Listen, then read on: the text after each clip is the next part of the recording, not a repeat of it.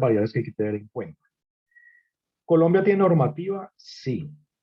La normativa colombiana con respecto a esto es la resolución 2400 del año 79, la cual es el Estatuto de Higiene y Seguridad.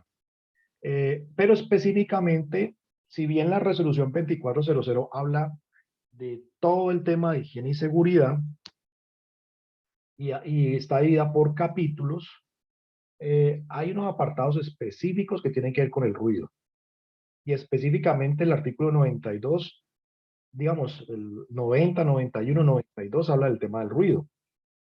Pero desde el punto de vista de lo que nos interesa, que es la parte ergonómica, el artículo 92 es el clave, por dos aspectos. Primero, el artículo 92 establece que en Colombia, pues lo que ya sabemos, en Colombia el límite máximo permisible son de 85 decibeles.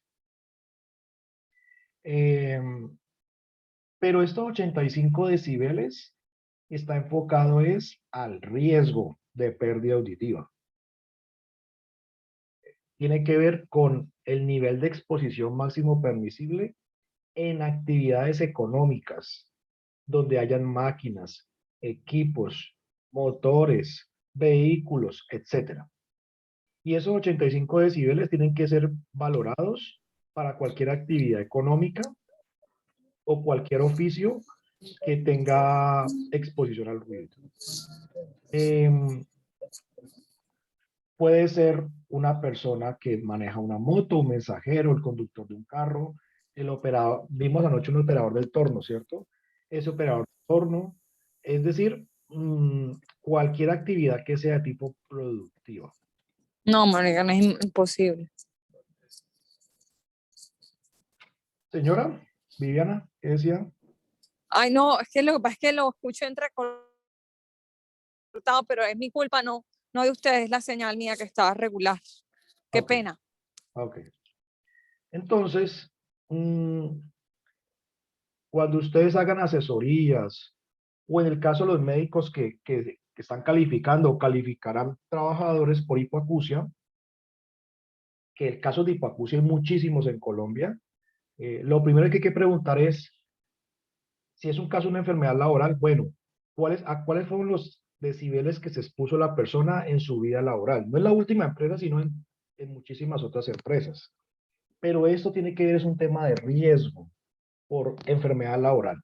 Y evidentemente, el énfasis que vamos a hacer hoy no es por enfermedad laboral, sino por el tema de comodidad o disconfort. Pero afortunadamente este artículo 92 trae dos parágrafos que son importantísimos y que aquí parte como todo nuestro análisis. Parágrafo 1. En las oficinas y labores de trabajo donde se predomina la labor intelectual, no puede haber más de 70 decibeles, independiente de la frecuencia y el tiempo de exposición. Ya les voy a hablar de las frecuencias. Es como los ciclos. Independiente del tiempo de exposición. No, pues es que yo nomás estoy 30 minutos y aquí hay 72. ¿Incumple?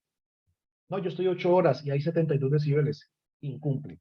Entonces, en cualquier oficina de Colombia, si se excede los 70 decibeles, ya no está cumpliendo la normativa. Ahora bien, puede ser que a veces suene un teléfono y genera 75 decibeles y ya lo contestan y ya baja. Ahí no habría un incumplimiento.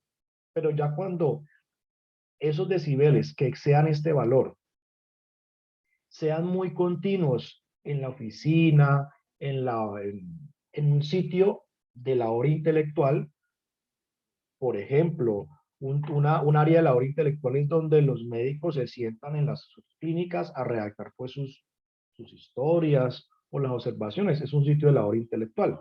Allí no puede haber pues un equipo de sonido porque nadie va a poder trabajar de forma cómoda. Parágrafo 2. Cuando las medidas resulten insuficientes para eliminar la fatiga nerviosa u otros trastornos orgánicos de los trabajadores, se les concederá pausas de repaso sistemático o de rotación de sus labores para evitar tales trastornos. ¿Cuáles trastornos? Orgánicos o fatiga nerviosa. ¿Y esto por qué lo dice la resolución 2400? porque ya se sabe que el estar expuesto a altos niveles de ruido puede causar alteraciones psicológicas. Pero algo muy importante, los 70 decibeles es enfocado simplemente a la comodidad, a fatiga nerviosa, no a riesgo, porque ya sabemos que con 75 decibeles una persona no va a tener pérdida auditiva, va a tener es una molestia y no va a poder seguramente concentrarse. Aunque esto es muy relativo, porque cada persona tiene un umbral completa.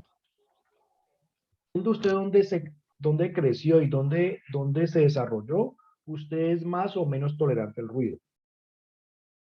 Hay gente que no le molesta el ruido. Hay gente que sí nos molesta mucho el ruido. Entonces, aunque hay una norma, y de hecho esta norma es muy laxa, eh, la norma española es es menos laxa con respecto a los decibeles. En Europa se manejan, creo que son 60 decibeles, algo así. Entonces, 70 decibeles es un valor desde el punto de vista ergonómico. Por lo tanto, cualquier ambiente de trabajo donde se tenga esos más de 70 decibeles, pues ya no está cumpliendo. Y la empresa tendría que entonces implementar acciones de mejora. Angeli comentaba que ella trabaja como analista en una empresa de contact center. Allí ya la cosa cambia. El contact center, como utiliza unas diademas, hay que hacer una valoración dosimétrica intracanal, o sea, medir el ruido dentro del canal auditivo del trabajador, pero con un dosímetro especial. O sea, en los contact center no Eso le aplica. quería preguntar, profe, porque es que nosotros pues hicimos como un tamizaje con una higienista y un ¿Cómo le médico hicieron? ocupacional. Ellos llevaron, pues es que lo hicieron con una aplicación. Ah, Yo no sé si eso funcione. Y lo hicieron con una aplicación para mirar como el nivel de ruido, pero pues ellos hicieron, compararon otros estudios y todo ese informe lo basaron con los otros estudios, pero no, pero lo que ellos recomendaron era que no había que hacer mediciones de ruido. Entonces, ahí digamos que sí, yo tenía como la duda porque pues, sí me causó como cierto temor porque siento que no fue una medición adecuada, o sea, no fue un tamizaje, porque lo que estaban diciendo ellos fue que fue un tamizaje.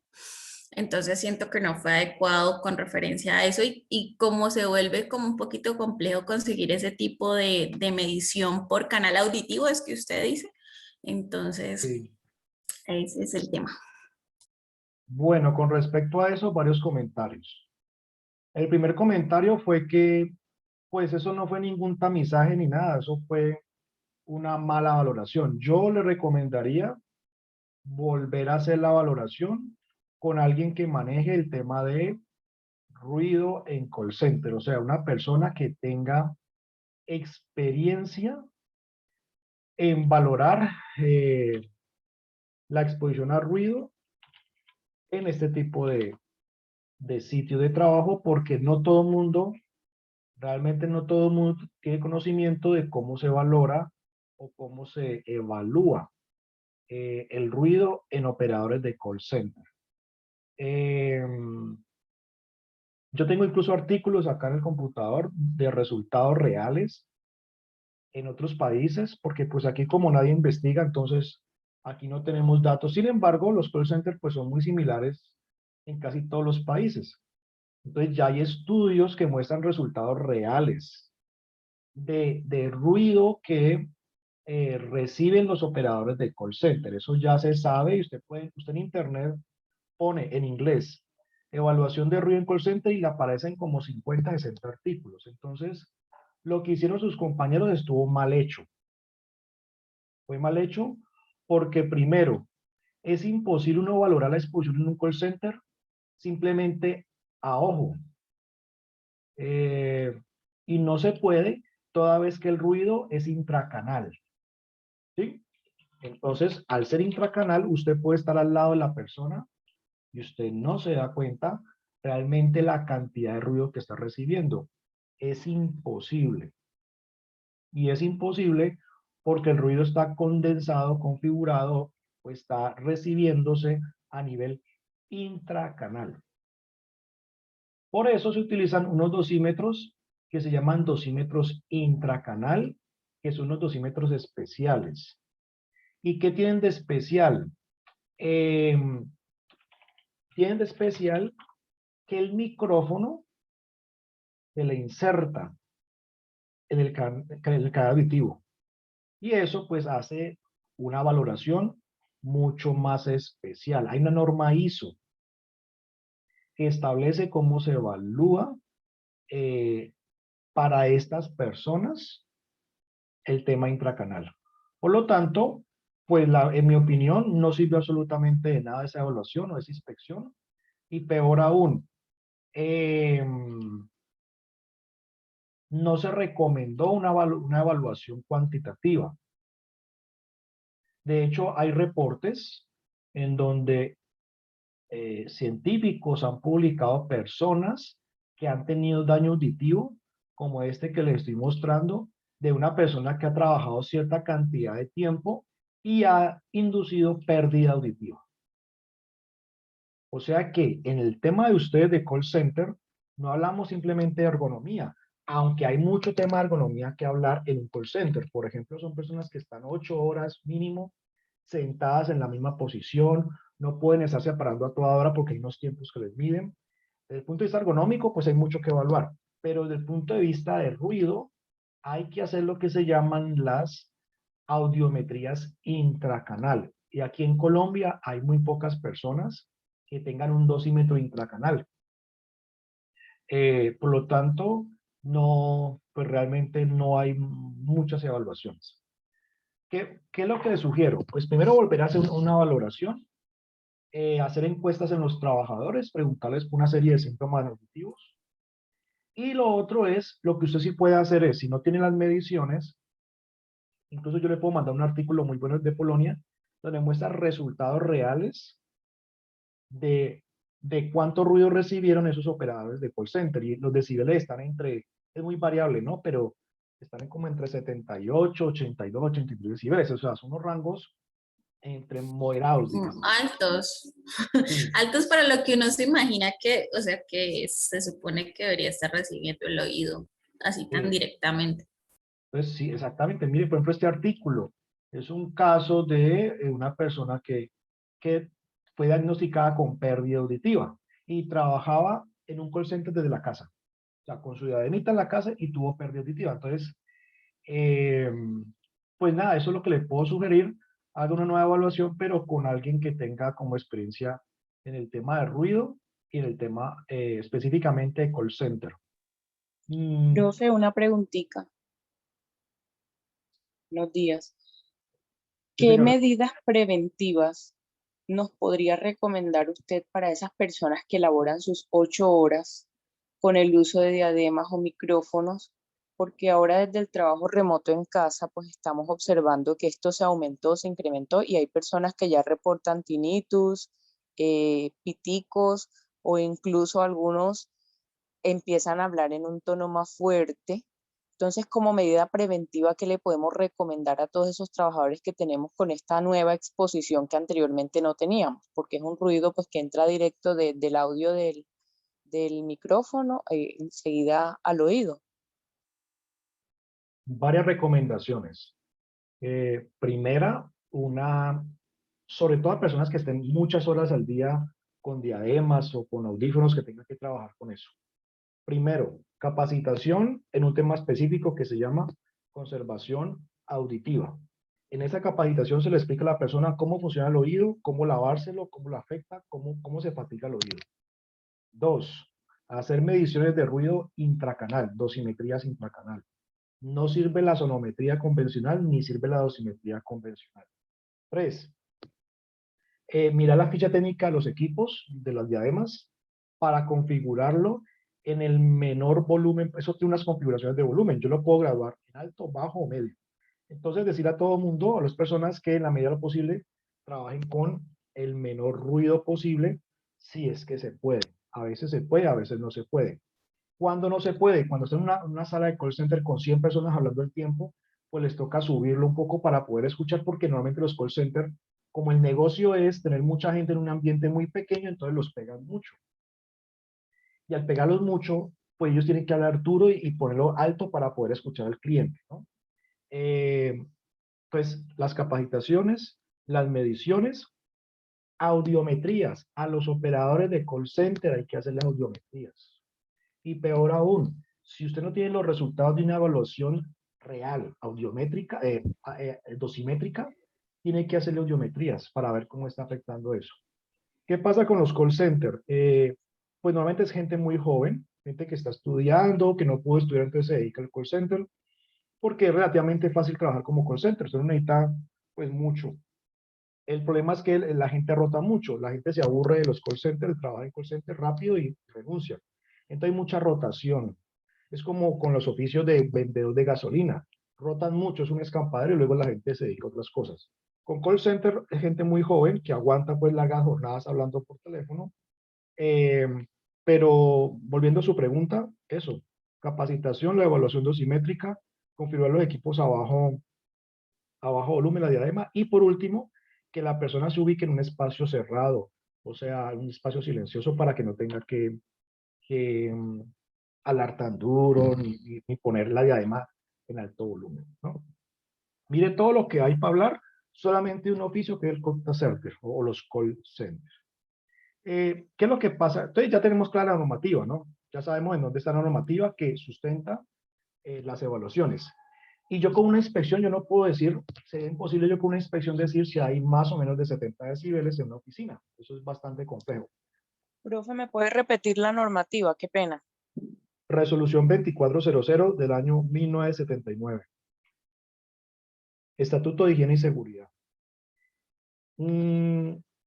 Entonces, yo no puedo con una inspección definir si hay o no. Ahora, hay un tema cultural que es más marcado en ciertas zonas del país que en otras.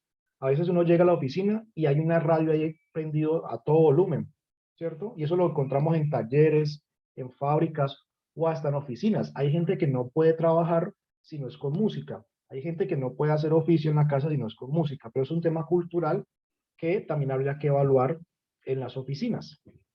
Ahora, si a nadie le molesta esa música, pues bueno, pues si todos están contentos con la música, nada que hacer. Pero si hay gente que le molesta la música, pues habría que analizar eso. Ayer estuve en una oficina, un taller, ahorita les muestro las fotos, y el gerente para desestresarse pone en el computador pone una música de pájaros, pero la muchacha enseguida le fastidia esa música de pájaros, entonces cuando el gerente se va, ella le apaga el computador, ¿no? Y se la pasan así todos los días, él poniendo sus pájaros relajantes y ella le molestan los pájaros. Pero seguramente si ella le pusieran Tropicana, ella sí estaría contenta. Entonces fíjense cómo los seres humanos cada uno tenemos como diferentes formas de desestresarnos con o sin música. ¿Qué es lo que pasa con el ruido? O sea, ¿y por qué hay que ahorrar el ruido?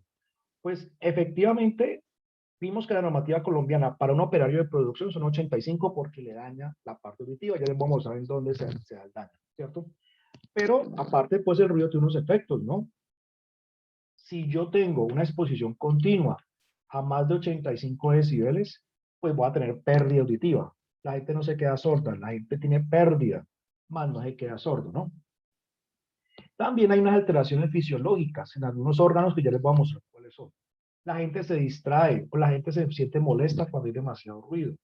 Obviamente interfiere la comunicación. No es lo mismo yo hablar en un ambiente silencioso que hablar en un ambiente con mucho ruido. Y también me afecta realizar ciertas tareas, como sobre todo tareas de concentración, estudiar, analizar un plano, dibujar un plano, eso es afectado por tanto ruido. Y la parte psicológica también afecta mucho. A muchas personas les molesta o nos molesta psicológicamente el exceso de ruido porque no estamos familiarizados.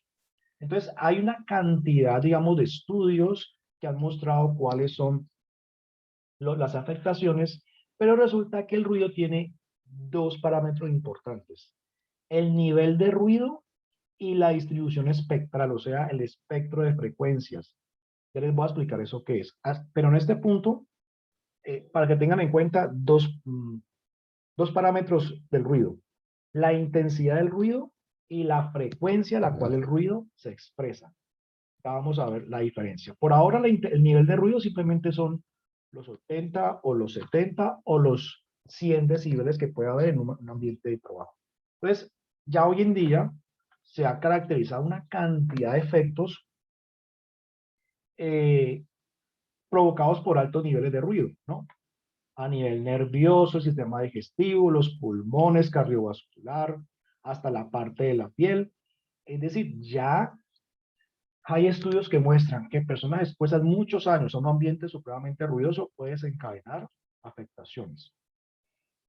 En los call centers también aplican estos valores, o sea, estos parámetros, porque en los call centers puede haber altos niveles de ruido. Depende de lo que marque la medición. Pero cuando hablamos ya de oficinas, entonces ya estamos hablando de principalmente alteraciones psicológicas y falta de concentración. Y las alteraciones psicológicas, usted sabe que causan muchísimas afectaciones en otros sistemas de nuestro cuerpo. Es decir, cuando a una persona se le altera la parte psicológica, pues eso definitivamente afecta el resto de órganos. Entonces, ya se comprobó que ya después de los 60 decibeles en oficinas, ya comienza a haber algún tipo de alteración. Pero aclaro, eso dependerá de la persona. Cada uno es susceptible de una manera diferente a los decibeles que pueda tener en un ambiente de trabajo. O sea que esto no puede ser catalogado, no puede ser especificado para todas las personas. El sistema auditivo está compuesto por tres grandes partes, digamos el canal auditivo externo, que es como esta parte de acá, el cual tiene como función básicamente recibir las ondas sonoras. Las ondas sonoras obviamente ingresan por la oreja y llegan al canal auditivo externo, ¿cierto? Las ondas sonoras tocan una pequeña telita que tenemos, que es el tímpano. El tímpano en todo momento se está moviendo, todo el día se está moviendo. El tímpano, a su vez, está conectado al oído medio, que es esta parte de acá, donde están los tres huesecillos, el estribo, el yunque y el martillo. Esos huesecitos están unidos entre ellos. Cuando el tímpano, por acción del sonido o de los ruidos, se está moviendo, entonces él transmite la señal o el movimiento a los huesos. Los huesos se mueven, los tres huesecillos, y el estribo está unido a esto que se llama toda la cóclea y los canales semicirculares. Ya en la cóclea hace parte el oído interno. ¿Qué es lo que ocurre? Y bueno, de la cóclea va a través de un nervio vestibular, unos nervios, y la señal es transmitida al cerebro, ¿cierto? Y ahí es donde uno interpreta la señal, interpreta los sonidos, los ruidos. El ruido pasa de ser una señal física, una onda sonora física, porque aquí en la oreja recibimos es una onda, un cambio de la presión del aire. El ruido es un cambio de la presión del aire. Entonces la oreja recibe una señal física y al final nuestro sistema auditivo está tan avanzado y tan desarrollado que convierte esa señal física en una señal neurológica a través de unas células especializadas que están ubicadas en la cóclea. O sea que nuestro sistema auditivo está conformado por huesos, por el tímpano, que es una telita muy delgada que se puede romper muy fácilmente, y por unos nervios. Y esos nervios están conectados al cerebro, donde el cerebro interpreta esas señales. Cuando tenemos pérdida auditiva neurosensorial, es porque unas células que tenemos en la cóclea se dañan, se destruyen. Y esas células no se vuelven a regenerar. O sea, nosotros nacemos con una cantidad de células, llegamos a la adultez con una cantidad de células y ya no se vuelven a reproducir más. Si yo pierdo células dentro de la cóclea, ya olvídese, esas no se regeneran. Los alcohólicos, los que toman mucho trago, pierden células en la cóclea. No quedan, no tienen pérdida de ellos, pues porque Las ciliadas. las células ciliadas que están dentro de la cóclea. Entonces, el punto es que normalmente cuando hablamos de ruido ocupacional estamos hablando de pérdida neurosensorial o la pérdida de las células ciliadas. Pero no solamente de esa manera se pierde la audición, se pierde la capacidad auditiva, también por traumas, por golpes. Ahorita que todos los días hay accidentados en moto, mucha gente que no se pone casco, cuando se golpea con los andenes, ahí también tienen cierta pérdida auditiva. Las personas que se exponen a solventes como la gasolina, las pinturas, el thinner, también se les daña la parte, tienen pérdida neurosensorial por exposición a químicos.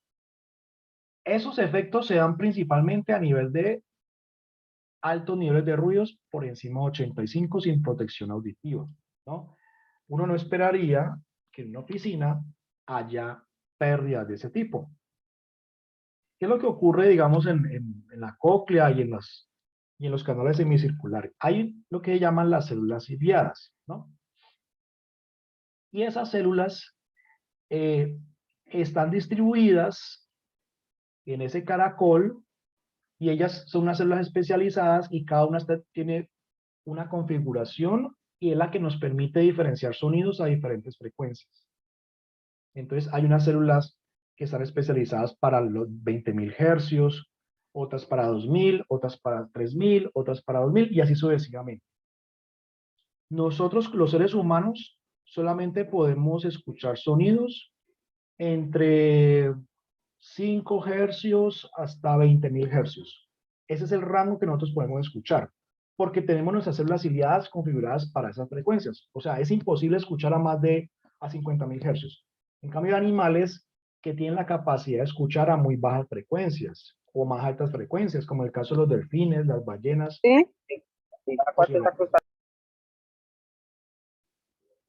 Entonces, ahora, cuando hablamos de altos decibeles, por ruido ocupacional o industrial, ya más o menos se sabe que cuando la pérdida es a 4.000 o a 8.000 hercios, o sea, a frecuencias altas, lo más probable es que esa hipoacusia sea inducida por altos niveles de ruido, ¿no? Porque la mayoría de máquinas industriales genera esa afectación a altas frecuencias, no a bajas frecuencias. Pero hay personas o hay jóvenes de 15, 14 años que ya tienen pérdida auditiva a bajas frecuencias, a 500, 250, pero se debe a otros factores, como por ejemplo el consumo de ciertos medicamentos o el uso excesivo de audífonos, que eso es lo que hoy en día uno ve. Uno se sube a un bus y ve todos esos sardinos escuchando música y a todo volumen porque uno se les para al lado y escucha la música. Entonces, si uno escucha la música ya sabe que son altísimos los decibeles. Hay muchos estudios que han medido el ruido en audífonos y son realmente altos, son 90, 90, 95 decibeles que está recibiendo un joven de estos escuchando horas y horas música. Por lo tanto, yo diría que a futuro vamos a tener muchos jóvenes con pérdidas importantes. Y esa es la razón por la cual las empresas deben hacer audiometrías, e incluso hay gente joven que llega por primera vez a la empresa y que va a estar expuesto a ruido en las fábricas, porque ya ellos van a venir con una fatiga auditiva previa, producto de sus labores personales y producto de que nadie les dice que o ellos no saben que eso va a causarles daño auditivo. Entonces, bueno, hasta ahorita, ¿alguna pregunta, alguna inquietud del tema del oído, del ruido? Listo. No, profe, todo claro. Recomendación. Para los trabajadores que laboran en fábricas, producción, ingenios, call center, hay que hacerles capacitación cada año sobre conservación auditiva. Tienen que explicarle cómo se limpia el oído, cómo se lo lava, qué cuidados debe tener, o sea, aspectos muy básicos, como por ejemplo cuando uno va a una fiesta de casa, a todos nos han invitado a fiesta de casas, entonces consigue unos parlantes grandísimos, pues una persona con ruido en su empresa no se debe ubicar al lado de ese parlante porque eso va a afectar mucho también su daño auditivo. Entonces, el ruido en oficinas y en general en cualquier ambiente de trabajo pues causa distracciones, ¿cierto? Y eso va a causar que haya mayor molestia en el individuo. Obviamente ya les dije que eso depende de cada persona, pero eso va a afectar, digamos, la información que yo obtenga del ambiente de trabajo. Eso va a depender de realmente la persona, va a depender de muchos factores psicosociales y culturales, en que la persona aguante o no aguante o se queje por los decibeles. Obviamente el ruido afecta la comunicación, tanto en oficinas como en plantas productivas. Así que yo tengo que evaluar también eso. ¿Y cómo lo evalúo? Haciendo inspecciones. Preguntándole a los trabajadores si se pueden comunicar ellos fácilmente en su sitio de trabajo, sea una oficina o sea una planta productiva o sea, un cuarto de control. Pregúntenles, ¿ustedes aquí pueden hablar con tranquilidad o tienen que gritarse? No, pues aquí para que me escuche tenemos que gritar. Ah, o sea que eso no en la matriz de peligros, porque eso no es una condición normal, que tenga que yo gritar. El ruido tiene un nivel de presión sonora, que es básicamente el nivel de ruido, 90 decibeles. Ese es el nivel de presión sonora que tiene el sitio de trabajo, por ejemplo. La duración es básicamente el tiempo de exposición al cual yo voy a estar expuesto a ese ruido. Y tenemos el espectro de frecuencias. ¿Qué es el espectro de frecuencias? Es la distribución espectral de la onda de ruido. El ruido se transporta en frecuencias altas, frecuencias medias y frecuencias bajas. Vamos a hacer como una escala de frecuencias y vamos a decir que a nivel ocupacional nos interesan las frecuencias desde, digamos, 125 hercios, las frecuencias se expresan en hercios, hasta 16.000 hercios, 16.000 casos, 16 casos, 16.000 hercios. Y tenemos unas frecuencias medias de 1K, o sea, 1000 hercios. Cada onda sonora tiene su propio componente de frecuencias. Entonces, estas son frecuencias bajas. Estas son frecuencias medias. Y esas son frecuencias altas.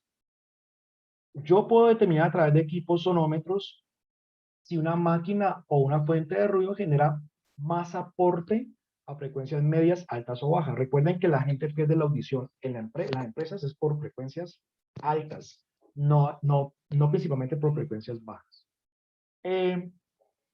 ¿Yo puedo determinar el aporte de una onda sonora a las diferentes frecuencias? Sí, con un sonómetro.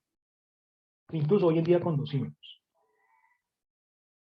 Porque eso me va a definir dónde está el mayor componente y yo cómo puedo controlar el ruido. Porque no es lo mismo controlar el ruido a frecuencias bajas que a frecuencias altas. Otro ejemplo de las frecuencias. Cuando usted prende el radio y usted no escucha la emisora que quiere, sino que comienza a cambiar de emisoras, ahí que está cambiando. Y no está cambiando de radio, es el mismo radio, sino que está cambiando de emisora y está cambiando de frecuencias. Es lo mismo, una fuente que emita 90 decibeles, esos 90 decibeles es el resultado del aporte de cada frecuencia. Pero hay unas frecuencias que aportan más al ruido que otras. Eso es básicamente el tema de las frecuencias. Ya se sabe más o menos los decibeles estándar. Una conversación normal de dos personas está entre 60 y 65 decibeles. Un camión genera 90 decibeles cuando pasa. Los aviones pueden generar hasta 130, 120 decibeles.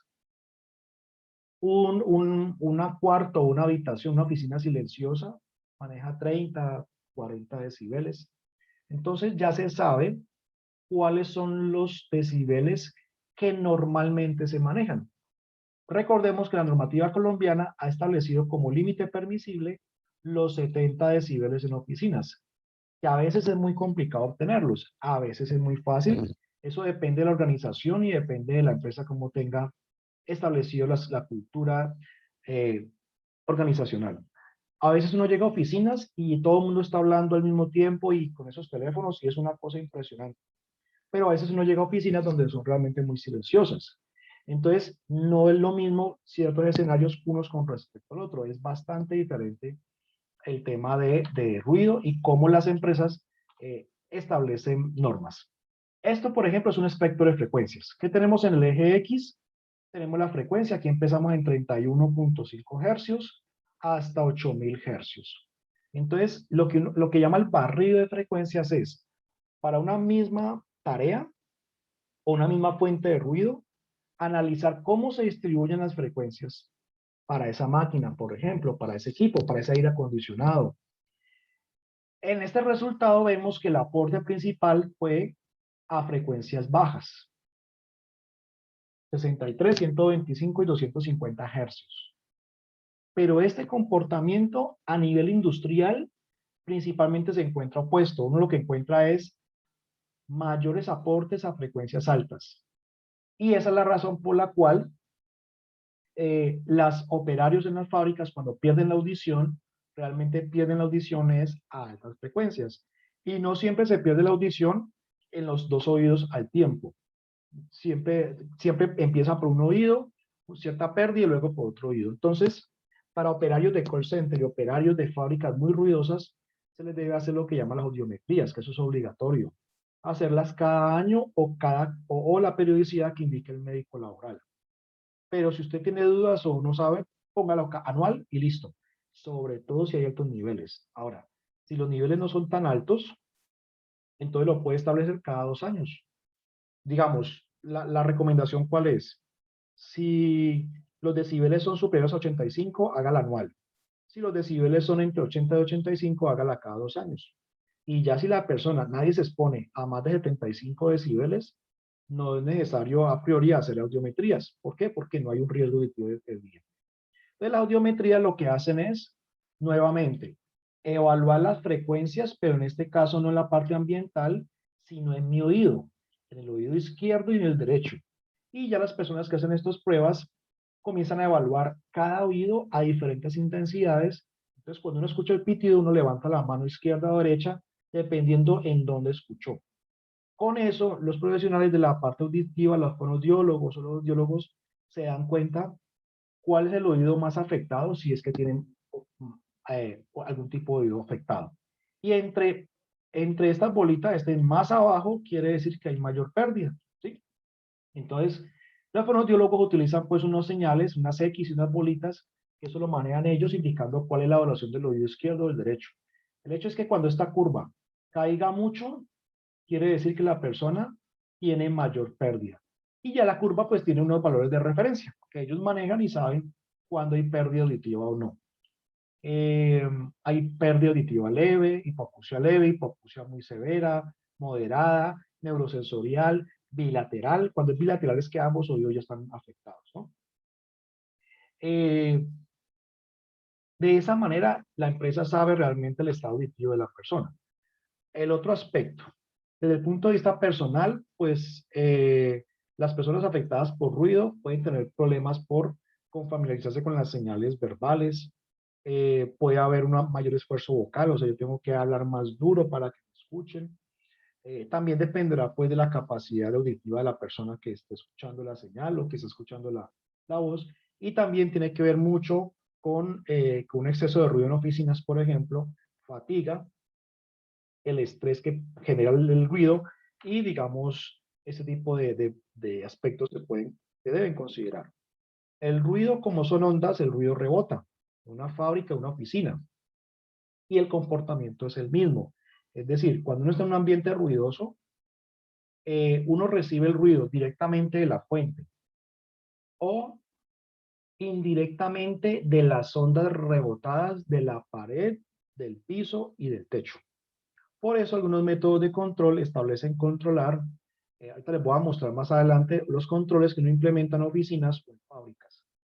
Volviendo otra vez a las oficinas, pues básicamente uno recibe el ruido de los compañeros directamente, de las voces de los compañeros, del celular, del compañero, del teléfono fijo, de la impresora, cuando hay fax, etcétera. No falta el que pone el video en YouTube. Entonces, todos esos sonidos pueden llegar a mí directamente o indirectamente a través de la reflexión de las ondas con las ventanas o la pared o el techo.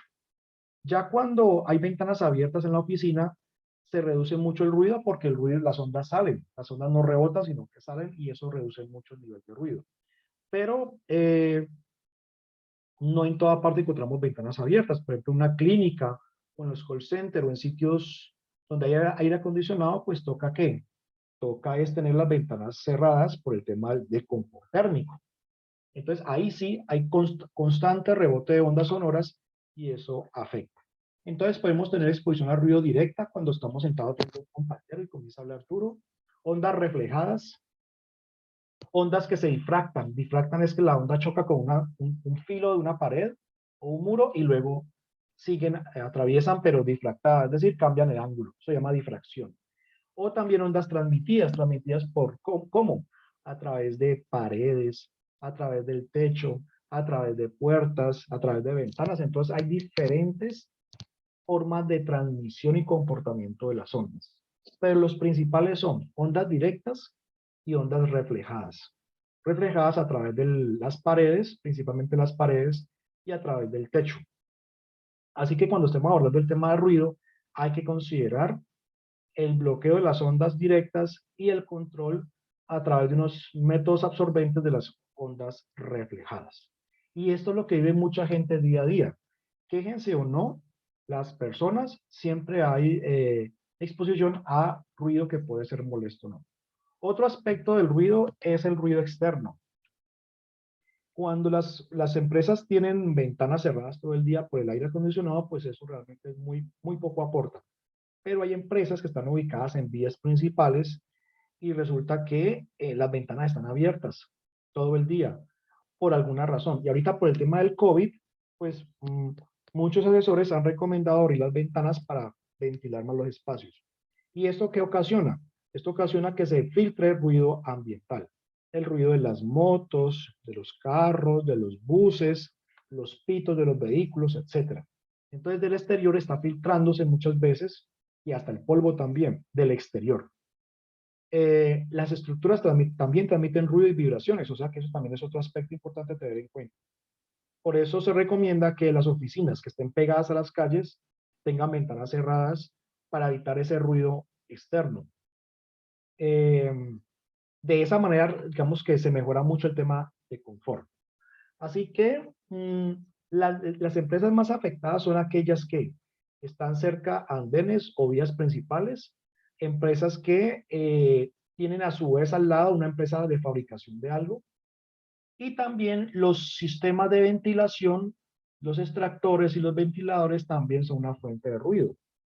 Hay muchas quejas por aires acondicionados en las oficinas.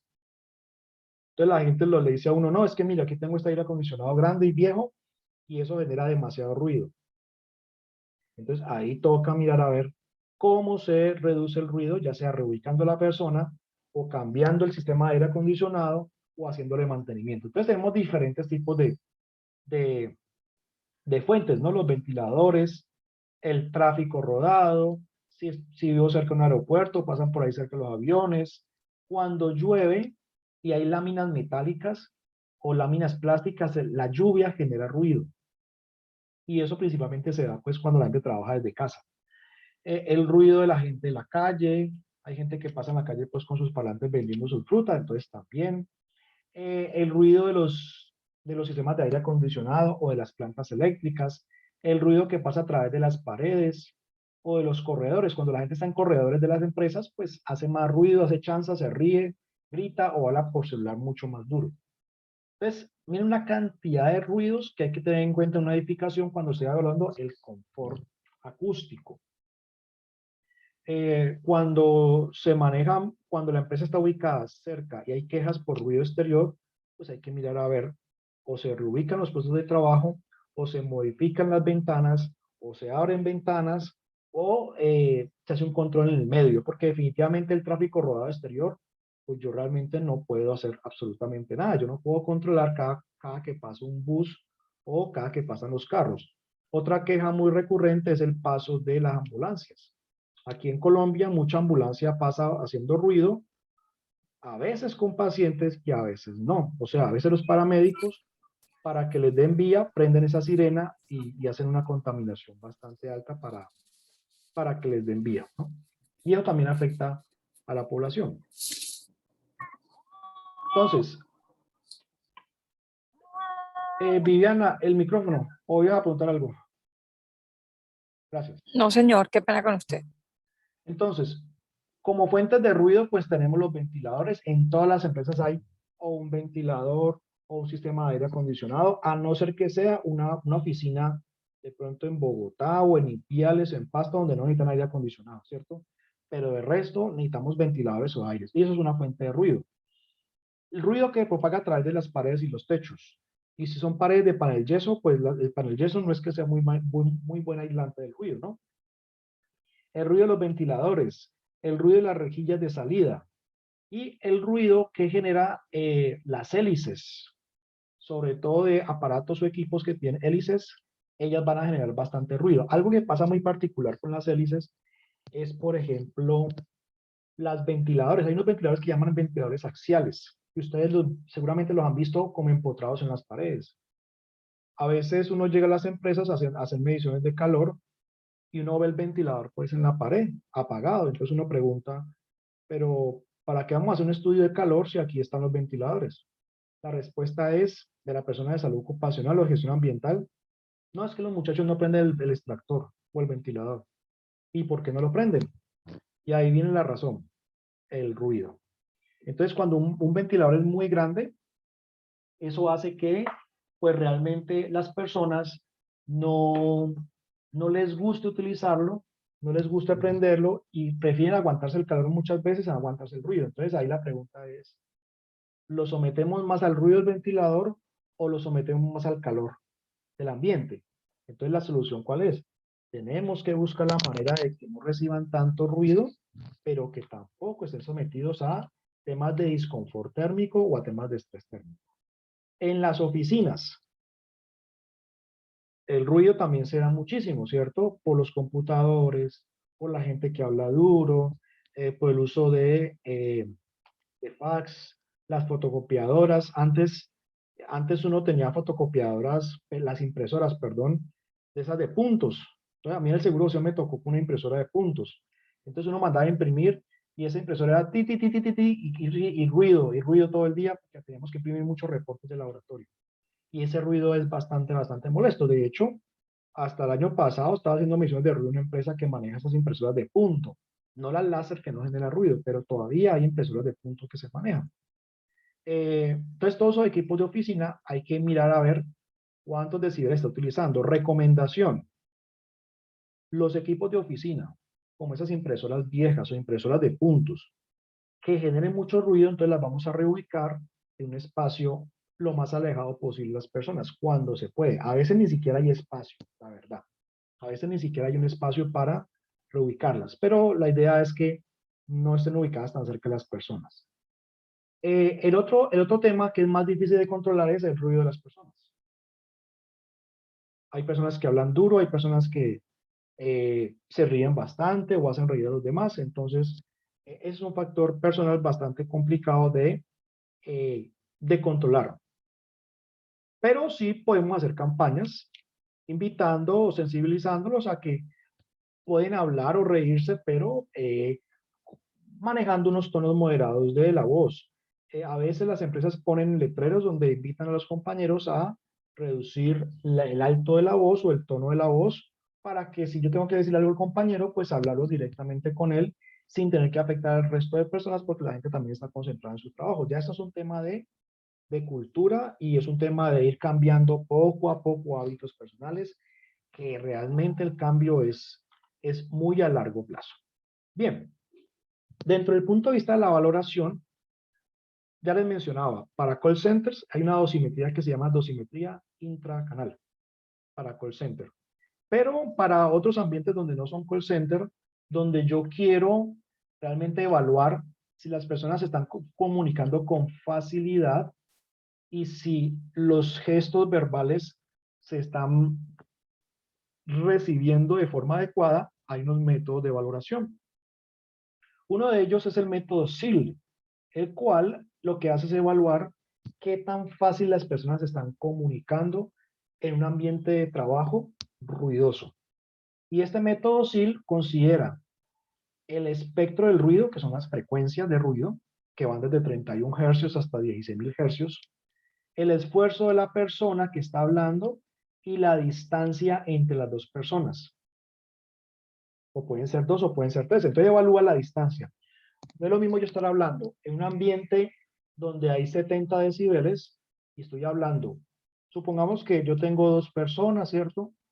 Y están hablando. Y ellos están hablando a 2 metros, pues ahorita por el tema del distanciamiento y todo esto. No es lo mismo yo estar hablando a 2 metros con un compañero y en el ambiente hay 70 decibeles que yo estar hablando a los mismos 2 metros con un ambiente a 60 decibeles, ¿cierto que no? Entonces, yo puedo hacer esas valoraciones a través de métodos, digamos, semi-cuantitativos para conocer realmente si la gente está haciendo bastante esfuerzo o no. El método SIL es un método bastante usado en Europa y básicamente lo que busca es evaluar si las personas se están comunicando con facilidad o con dificultad. El método es un método bastante exacto y tiene en cuenta el ruido de fondo del sitio y tiene en cuenta las palabras que están dirigidas directamente a mí. No tiene como objeto evaluar el ruido de fondo o el ruido que yo recibo de motores o equipos o de máquinas. Y tampoco considera, pues, la lectura que yo le haga a la boca a la otra persona. O sea, yo puedo entender una persona por los gestos, por la lectura de labios o por lo que escucho. No, este método es netamente auditivo. Es lo que yo tenga, es lo que yo perciba con respecto al otro oyente. Entonces, y este método tampoco considera, pues, sistemas de transmisión electroacústicos, es decir, que yo estoy escuchando por un audífono. Eso no lo considera el método SIL. Dentro de este método, pues hay unas condiciones que hay que tener en cuenta, ¿no? Y es que la persona debe escuchar, ambas personas deben escuchar bien, o sea, deben tener, se supone que una buena capacidad auditiva. No sirve para evaluar personas o no está enfocado inicialmente para personas con pérdida auditiva. Eso no lo considera. Se supone al utilizar este método que las personas están familiarizadas con mensajes verbales, no mensajes de otro tipo, como de señas, por ejemplo. También asume que la persona que está hablando articula correctamente y habla correctamente. También asume que yo simplemente puedo responder sí o no con monosílabos, sí o no, o ajá, sobre todo en ambientes donde están muy ruidosos. Eso también lo considera el método. Yo puedo responder por monosílabos. Y básicamente el método consiste en evaluar qué tanto se pierde la comunicación en ambientes de trabajo muy ruidosos. Entonces el método SIL básicamente calcula un índice que se llama el índice de SIL. Ese índice tiene que ver con la posición del oyente y con los decibeles a los cuales se encuentra expuesto en ese ambiente de trabajo. Entonces, con ese índice SIL y ese método, pues yo realmente puedo determinar la capacidad de escuchar. El método SIL, su teoría es que a medida que se aumentan los decibeles en el ambiente de trabajo, el esfuerzo que yo tengo que hacer, tanto para que me escuche como para la otra persona escucharme, se va a comenzar a aumentar. Por eso el método SIL me exige que yo mida la distancia entre la boca del locutor hasta la posición del oyente. Porque el principio, que es un principio muy básico y bastante razonable, es que entre más decibeles haya, yo voy a necesitar gritar mucho más. Por ejemplo, si en un ambiente de trabajo hay 60 decibeles, en 60 decibeles la conversación a 1 metro todavía sería un esfuerzo vocal normal, ¿cierto? Pero ya un ambiente de trabajo con 70 decibeles, ya el esfuerzo que yo tengo que hacer ya sería un esfuerzo elevado. Y así sucesivamente. Comienza a aumentar el esfuerzo de la persona versus el nivel de ruido que se presente en la posición del locutor. O sea, aquí tenemos que medir el ruido es en una posición puntual. No puedo tomar el dato de ruido con un sonómetro en cualquier punto. Y aquí hay algo importante que no les había mencionado, y es que aquí toca medir los decibeles utilizando sonómetro. No necesitamos un dosímetro, sino un sonómetro para realmente poder calcular este parámetro. Normalmente, con este método, se considera que la comunicación entre las dos personas es satisfactoria si esta diferencia es mayor o igual a 10 decibeles en la posición. Ya vamos a ver eso cómo funciona. Entonces, hay unos parámetros, digamos, que ya están establecidos con esta metodología, que está validada pues a nivel internacional y se usa mucho para establecer cuándo una conversación entre dos personas es satisfactoria o no. Si no es satisfactoria, desde el punto de vista ergonómico, pues no está cumpliendo. Entonces, este método también considera que entre mayor sea la distancia entre las dos personas, pues los decibeles, la diferencia de decibeles debería comenzar a bajar. Ya vamos a ver ejemplos y cómo se aplica esto. Antes se utilizan estos gráficos, ya hoy en día es mucho más fácil porque hay software que le permiten a uno simplemente ingresar los datos y ya está, y uno se da cuenta si las personas están haciendo mucho esfuerzo o no. Entonces, dependiendo del indicador SIL, yo me daré cuenta si la distancia es suficiente para que conversen muy bien o no. Entonces, por ejemplo, cuando el índice SIL me da de 35, las personas podrían hablar tranquilamente a 7 metros, sin ningún tipo de problema, y a 15 metros incluso hablando muy alto podrían comunicarse. Pero si un método SIL, el índice SIL me da 50 decibeles, ellos deberían hablar aproximadamente a 1,3 metros para poder hablar de forma inteligible, y ya gritando a unos 2 metros y medio. Entonces, esta es la utilidad de esta metodología, me permite conocer esas distancias de conversación tranquila.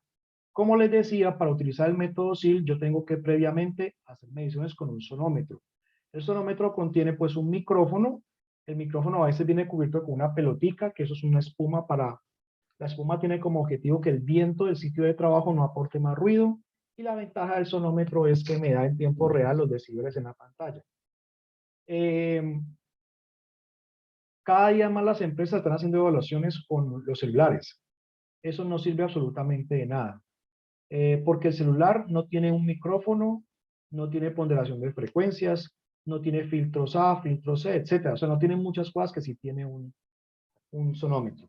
Así que no es muy confiable esas medidas. Juan Camilo, contame. Profe, una pregunta. En ese orden de ideas, este método SIGL que nos sirve para medir esas frecuencias conversacionales entre persona a persona, nosotros como ergónomos podemos hacer la aplicación de estas mediciones o tiene que ser exactamente el higienista, porque a mí me parece que, pues, hombre, es una tarea que puede hacer el higienista y nosotros como que ya la enfocamos de acuerdo a la necesidad que tengamos. Pero no sé, me causa la curiosidad y ese tema. No, ustedes la pueden hacer. O sea, la idea es que ustedes la hagan. Porque a veces los higienistas, digamos, el higienista está más enfocado como al ruido alto, ¿no? No está enfocado como a estos métodos o no todos los higienistas están familiarizados con métodos conversacionales. Entonces, la respuesta es sí, háganlo ustedes. Usted primero se sienta con el higienista, le explica el objetivo, entonces usted le dice, mira, vos manejas el método SIL. Ah, no, listo, tranquilo. Hacemos la medición juntos, vos me das los datos y yo ya hago el resto. O sea, usted puede aplicar la metodología y simplemente el higienista que tome los datos y que lleve el equipo de medición. Y simplemente que él te dé los datos y medidas donde usted le indica dónde tiene que tomar, porque realmente eso es un método ergonómico, realmente. No es un método higiénico, porque recuerden que la higiene es para prevenir enfermedades, en cambio eso es un método ergonómico. Entonces mi recomendación es el higienista que lleve el equipo, tome los datos, pero usted le orienta la metodología y le dice, mira, tomame un dato acá, tomame un dato acá, tomame acá, y que de una vez le vaya diciendo y al final del día se sientan, el higienista te da los datos, usted toma nota de los datos y ya luego el higienista te manda un informe formal. Y ya usted con los datos, que es lo que necesita, ya comienza a valorar el tema de disconfort acústico, pero claro, usted lo puede hacer. Algo importante y es que el sonómetro tiene que estar calibrado, tiene que tener una calibración vigente. Entonces, cuando se utilicen estos equipos, pues usted debe verificar que el equipo tenga la calibración, ¿ya? Usted puede verificar esto antes del estudio o una vez le llegue el informe. Las dos opciones son válidas. El hecho es que el equipo o el calibrador de sonómetro debe tener un certificado de calibración vigente de no más de 2 años, o sea, máximo 2 años, para que estos datos realmente uno tenga certeza. Hace poco una empresa hizo unas mediciones con el celular y cuando comparamos con mi sonómetro había un error de 4 y 5 decibeles con respecto a la medida que yo les había dado versus el sonómetro mío que estaba calibrado. Entonces, un error de 4 o 5 decibeles, que puede ser por Profe. encima o por debajo. Profe, Sí, señor. 3 cositas. Lo que usted decía de la certificación ahorita, también en auditoría, a nosotros, por ejemplo, nos ha salido que el auditor pide el resultado y verifica la certificación del equipo, que debe estar en el informe, ¿no? Por eso es importante también. Esa es una. La otra, ahí pegué una imagen en el chat, no sé si de pronto se pueda ver. Es un diseño que hicieron allá donde yo trabajo y es un espacio, digamos que rápido, o sea, es como para armar una cabina rápida para estos casos. Por ejemplo, cuando necesitan hacer una reunión rápida que interfiere pues con las demás personas o cuando hoy en día pues con este tema de la virtualidad, que, por ejemplo, yo tengo una compañera que ella no soporta los audífonos, entonces ella a reuniones las oye o las escucha directamente del computador. ¿Por qué ella qué dice? O sea, ¿qué le molesta a ella con respecto a los audífonos? ¿Qué te ha dicho? Es que ella sufre de vértigo, entonces le molesta mucho el ruido, entonces ella escucha directamente el computador pues sin audífonos. Entonces uno escucha lo que ella habla y escucha lo que habla la otra persona y a veces se pone un poquitico maluco. Mira que yo también, Entonces, o sea, yo no siento, o sea, yo lo único es que después de mucho tiempo me da dolor de cabeza, pero un dolor de cabeza como concentrado, entonces yo digo que es como que tengo tan directo el audio, que es por eso, entonces mejor no, como que prefiero escucharlo así en altavoz y que el sonido se disperse, porque así tan directo al oído me da dolor de cabeza. sí, entonces la imagen que está viendo allí son unas cabinas que son como modulares. Ella viene, por ejemplo, esa que está ahí es un puesto bastante grande, pero ellas pueden ser más pequeñas, se arman según la necesidad. Pues. Entonces, si alguien tiene una reunión con otra persona directamente o por teleconferencia, pues puede hacerse allí y cierran la puerta, es como una corredera y ya quedan aislados. Y lo otro, profe, mira, este año hicieron mediciones allá en la empresa. Yo le preguntaba a la higienista lo del celular. Entonces, ella lo que me decía es que uno podría, pues ella me dijo, ustedes como SST, por ejemplo, pueden hacer un diagnóstico con el celular. O sea, usted, un trabajador le dice algo, entonces usted con el celular mide y con ese dato aproximado solicita la medición por un higienista. O sea, es como para tener una referencia y decirle, por ejemplo, al gerente o al jefe, mira, es que me está marcando tanto y esto podría significar no sé qué. Pues entonces, por allí, con la ayuda del celular, del sonómetro del celular, hacer la solicitud pues con una base, pues. Se basa uno en algo para hacerlo. Ya. Sí, digamos que el tema de celular, pues, cada vez está más difundido. Usted puede descargar aplicaciones para celular, para ruido, para radiación, para vibración, por un poco de vainas. Pero, pues, evidentemente, cierto, no es lo mismo un equipo específicamente diseñado para eso, un equipo que se tiene que calibrar, porque cuando uno utiliza sonómetros, el sonómetro hay que calibrarlo con otro aparato que llama un pistófono. Y los celulares, pues, evidentemente no se puede. Como les digo, hace 15 días hice un comparativo con un celular versus un sonómetro y me marcó 4 decibeles de error. No recuerdo si era por encima o por debajo, pero eran 4 o 5 decibeles. Entonces, ese es el problema de, digamos, hacer evaluaciones con celulares, dado que no va a ser lo mismo con respecto a tener, digamos, datos con equipos de medición. Con respecto a lo que decía Diógenes, bueno, yo como sustento la necesidad, pues lo puedo sustentar de varias maneras, ¿no? A través de el reporte de condiciones de los mismos trabajadores, una inspección del COPAS, quejas directas que dan a la gente, o simplemente usted tiene que revisar la matriz de peligros. Si la matriz de peligros quedó bien elaborada, ahí dirá que hay un tema de ruido importante, ¿sí? Algo importante, el sonómetro solamente sirve para ruido continuo, para ruido de impacto o para estas mediciones de SIL. Para ruido variable, no es adecuado. Cuando sea ruido variable, hay que utilizar dosímetros. Y este dosímetro hay que instalarlo durante el 80% de la jornada de trabajo. Ese es el tiempo mínimo para dosimetrías. Y aquí se lo voy a poner grande. Para ruido variable, no sirve para ruido continuo. Ruido variable que puede ser o en oficinas o en plantas productivas. Al final el dosímetro marca lo que es la dosis, que es un porcentaje. Y la dosis es un parámetro asociado a la exposición.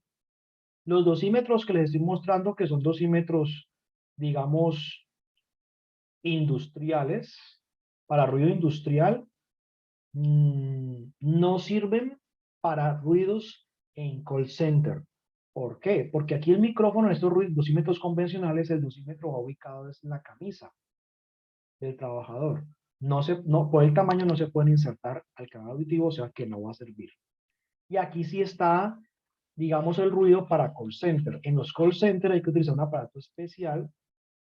El de la fotografía es un simulador, un estudio que se hizo, que pueden bajar de internet los resultados, en el cual se evaluó a través de un maniquí que utilizaba la misma diadema de los trabajadores, solamente que el maniquí en este estudio, porque fue un estudio de laboratorio, tenía insertado un micrófono. Entonces lo que se buscaba era analizar las diferentes frecuencias y los diferentes decibeles que recibían los operadores de call center en una empresa dedicada a esto, ¿no?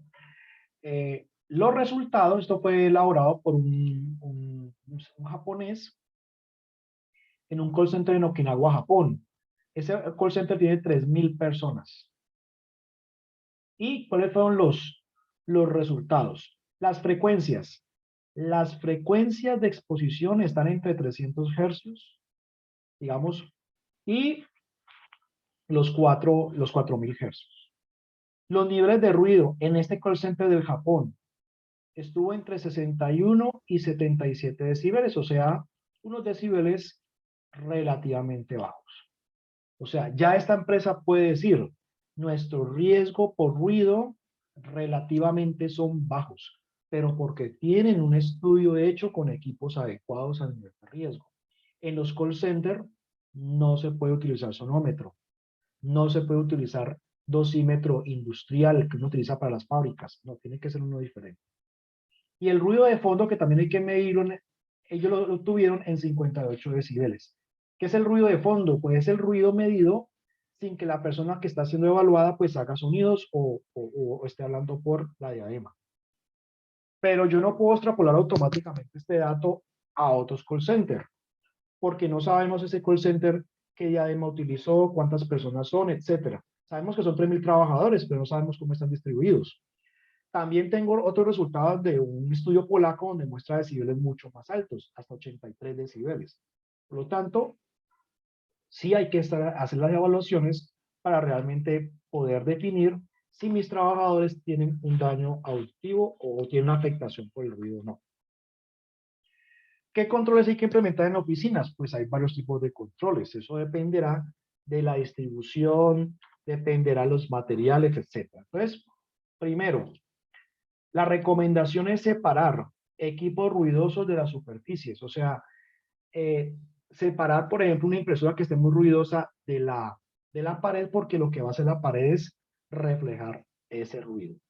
Por lo tanto, entonces lo mejor es alejar lo que más se pueda, aumentar la distancia entre fuentes ruidosas y el piso, las paredes, etc.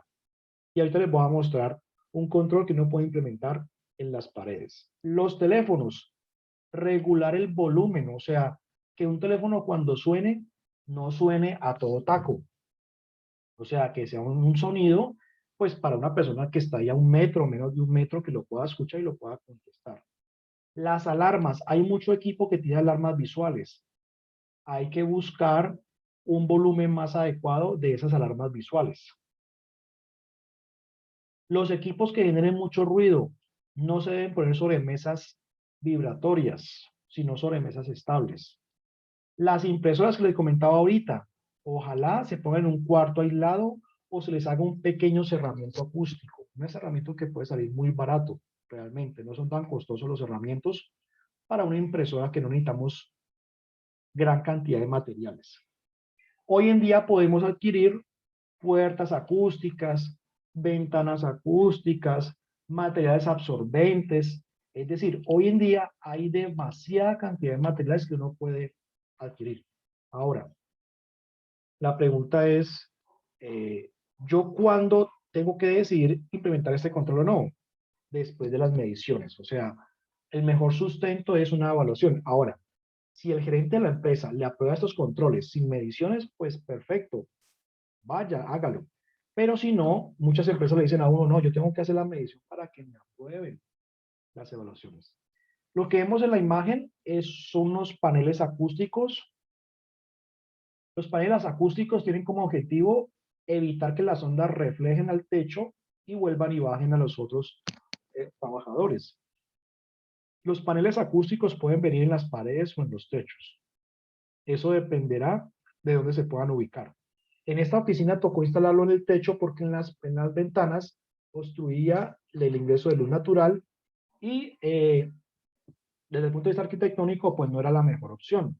Pero en el techo, digamos, no se veían mal y daban un cierto adorno. Entonces, esos paneles colgantes vienen de diferentes materiales, a veces vienen de espuma, una espuma especial. ¿Cuál es el objetivo? Que cuando las personas estén hablando, esas voces no se propagan a los otros ambientes de trabajo. Y los paneles se pueden instalar en oficinas o también en sitios como cocinas, cocinas no, los comedores grandes, y en espacios donde la gente se reúne para conversar, tomarse un café. Esto no es que elimine el ruido de las personas, evidentemente. Esto lo que hace es eliminar parte de las ondas que rebotan, en este caso, en el techo. Yo también puedo montar paneles acústicos a nivel de las paredes.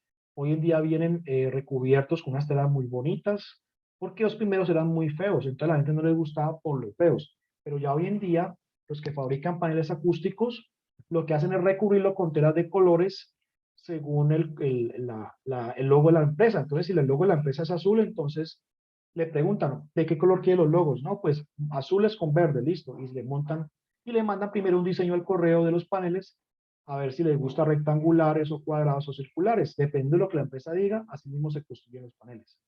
Ya una vez yo digo el color y la forma, ya ellos cortan eso y ya no hay forma de cambiarlos, porque ya quedan cortados y ya no se pueden modificar.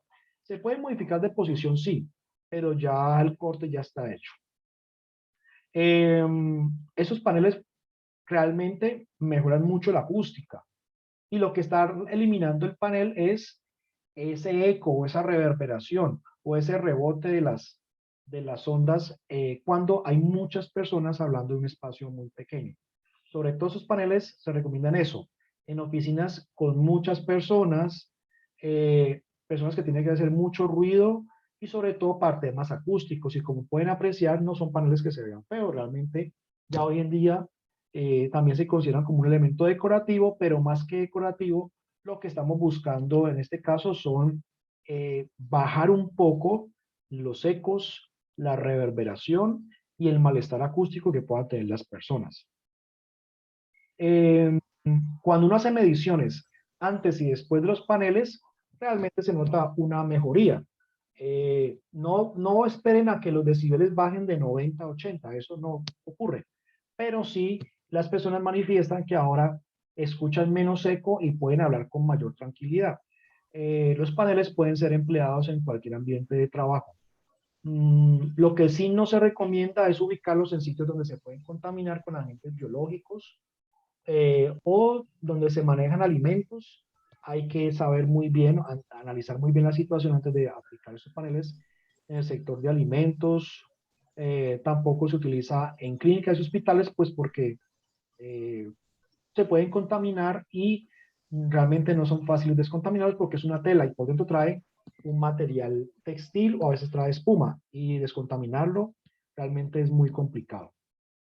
Así que ya hoy en día se utiliza mucho en cuartos de salas de reunión o en pasillos donde la gente se reúne muchísimo. También se están utilizando mucho en comedores.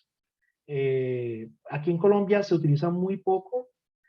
Aquí en Cali hay un coliseo que se llama Coliseo del Pueblo, donde hacen partidos de fútbol y competencias deportivas, y en el techo ya están colgados los paneles acústicos. Y eso mejoró mucho la acústica. Entonces, lo que ustedes ven ahí en el techo también son paneles, y son elementos muy bonitos, que lo que buscan es reducir el disconfort acústico. En los auditorios, Profe, y uno cuando va a comprar un panel, ¿uno que lo manda a hacer o uno llega a un sitio y bueno, regálenme panel acústico con tantos decibeles? ¿Cómo se compra eso? ya, no. Pues primero depende, digamos, si es para su casa, pues usted compra un cuadro de esos usted va donde vendan espumas, usted puede comprar para su casa. Usted dice, véndame una espuma acústica. Y le dicen, ¿de cuánto? No, pues de 1 metro por 1 metro. Se la cortan y se la venden y paga y se la lleva, ¿cierto? Eso sería como para su casa. Pero ya a nivel industrial no funciona así. A nivel industrial, usted contrata a un proveedor y le compra todo el servicio a él. O sea, ¿qué significa el servicio? El proveedor visita el sitio, toma las medidas, le pregunta si tiene niveles de ruido. Si no los tiene, pues igual, no importa. Le pregunta cuántas personas habitan el sitio. Y luego él le hace un diseño de cómo quedarían montados los paneles y si se los va a ubicar en la pared o en el techo. Él hace el diseño y le envía a usted el diseño al correo. Y le dice, mire, ahí le mando el diseño, dígame cómo le parece. Si a usted le parece que está muy feo, pues ese lo cambiará. Y si usted dice, no, está bien, listo. Y ya él le manda un presupuesto. Le dice, mire, el servicio completo de diseño, instalación, es de tanto. Usted hace la orden de compra y el hombre comienza a hacer, o la empresa comienza a hacer el corte. Ellos compran a su vez el material, las espumas absorbentes, las compran, las cortan ya en el taller a la medida de la empresa y luego lo recubren con una tela de colores, según el diseño original. Una vez ellos tienen ya todo eso listo, van a la empresa y hacen la instalación y luego cobran. Ese es como el proceso que se hace a nivel industrial. Ya para su caso, usted tendría que buscarse una empresa que venda espumas, pero tiene que ser espuma acústica. Si usted no dice que es espuma acústica, pues realmente no va a ser lo mismo. Entonces usted la lleva para su casa y para que no le quede tan fea la espuma ahí colgada, usted lo que hace es que compra una tela bien bonita y lo recubre en tela, le pega unos ganchos por la parte de atrás y lo cuelga en donde usted necesite su panel. En YouTube hay muchos videos que le explican a uno cómo crear paneles acústicos para la casa. Yo tengo un amigo que se dedica a la música y donde tiene el sitio para él hacer su música, le tiene cartones de huevos. Sí, pues los cartones de huevos son muy usados, sobre todo cuando la persona no ha sido asesorada, pues pone cartones de huevos, los paneles de huevos. ¿Atenúan? Pues sí, pero no es lo más eficaz.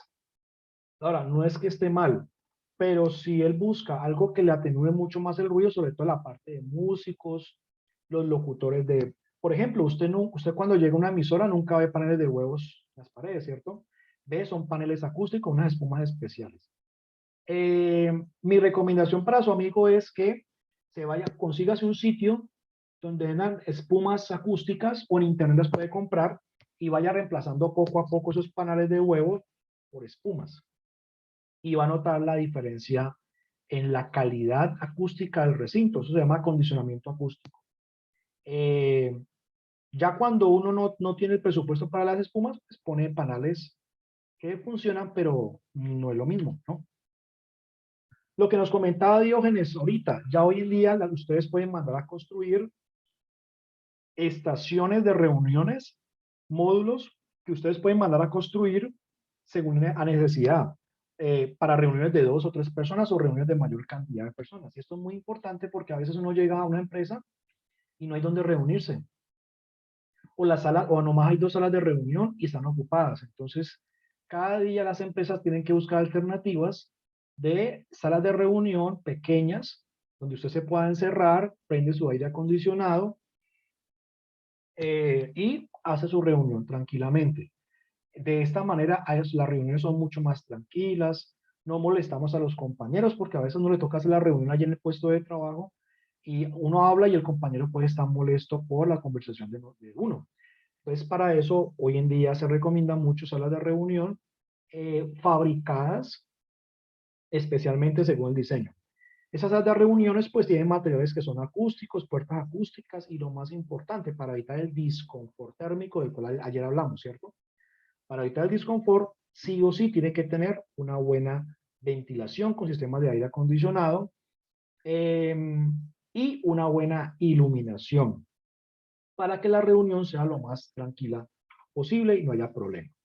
El otro punto o el otro control es a través de unos dispositivos que emiten unos sonidos muy moderados y que bloquean o contrarrestan las ondas sonoras de las voces de las personas. Entonces son unos dispositivos que se instalan en diferentes puntos de las oficinas. Ellos todo el día emiten unas ondas a un sonido muy bajo. Se configuran para que las ondas sean a altas frecuencias o a bajas frecuencias. Y lo que hacen es que como cuando uno está hablando emiten muchas ondas, esas ondas de esos dispositivos contrarrestan, neutralizan y bloquean esas ondas, entonces la persona va a sentir una mejor confort acústico. Y esos dispositivos pues realmente funcionan bastante bien. Bien, vamos a emplear el método SIL. Entonces para eso les voy a pedir un favor. Pues vamos a ingresar a la página web de anoche. O pueden ingresar en Google calculadores de prevención. Vamos a ingresar a la página y vamos a ingresar por la parte de ergonomía.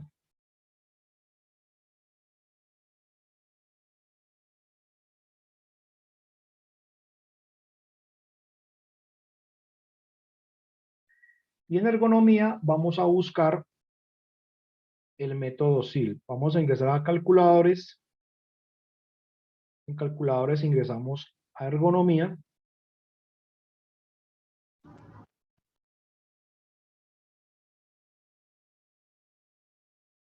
En ergonomía vamos a buscar el que dice evaluación de la comunicación verbal. Método SIL.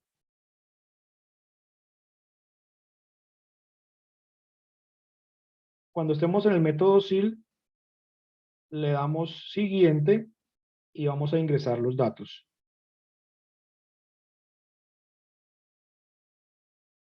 Donde dice tipo de cálculo. Profe, espérate, que me retrasé. ¿Me meto dónde? ¿Dónde está ahorita? La herramienta. Váyase a ergonomía. Ergonomía. Ah, ok, ya, en la naranja. Sí. Listo, ajá. Y ahora váyase al que dice evaluación de la comunicación. El último creo que es. Evaluación de la comunicación verbal, método. Métase allí y ahí ya le abrí Ajá. la herramienta. Y le doy entrada de datos. De la entrada de datos y le da donde Y dice cuando- tipo. Ajá. Y ¿Qué le doy? dice tipo de cálculo, ¿cierto? ¿Le apareció tipo de cálculo o no? Sí, evaluar la Sí. inteligibilidad en la comunicación verbal en base al valor del SIL. ¿Ahí? Ahí, Listo. La primera. la primera. Entonces, en la Ahí ya primera, aparece vamos, Fahrenheit. entonces, ¿Ves? Fahrenheit, no No, estamos en Fahrenheit, no, Fahrenheit. perdón. Ah, Perdón. usted, yo dije, uy. Entonces, No me equivoqué. les va a aparecer esta pantalla, les va a pedir los Sí. decibeles por cada frecuencia, ¿cierto? Y les va a pedir introducir un valor medido. ¿Valor medido en dónde? Vamos a suponer, antes de proceder con los datos, vamos a suponer que tenemos dos personas, ¿cierto? Dos personas conversando en un ambiente de trabajo y vamos a suponer que a 1 metro de la boca de la persona que está hablando se midió el ruido y marcó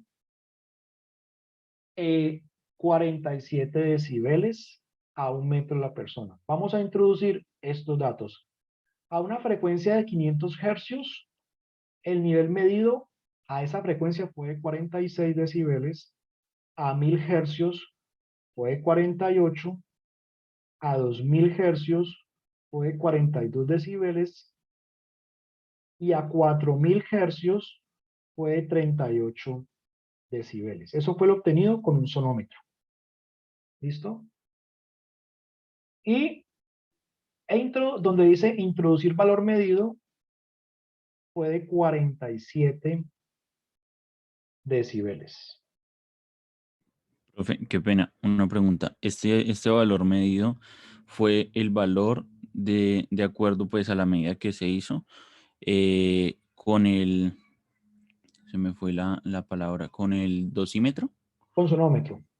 con sonómetro. Ok, O sea, que el sonómetro me arrojó una distribución de frecuencias. Mejor dicho, esos datos los arrojó el sonómetro. ¿Listo? El sonómetro me arrojó por cada frecuencia, por esas 4 frecuencias me arrojó esos decibeles, pero al final también el sonómetro me arrojó 47 decibeles. listo. Entonces fue el sonómetro quien nos dio esos datos. Exactamente.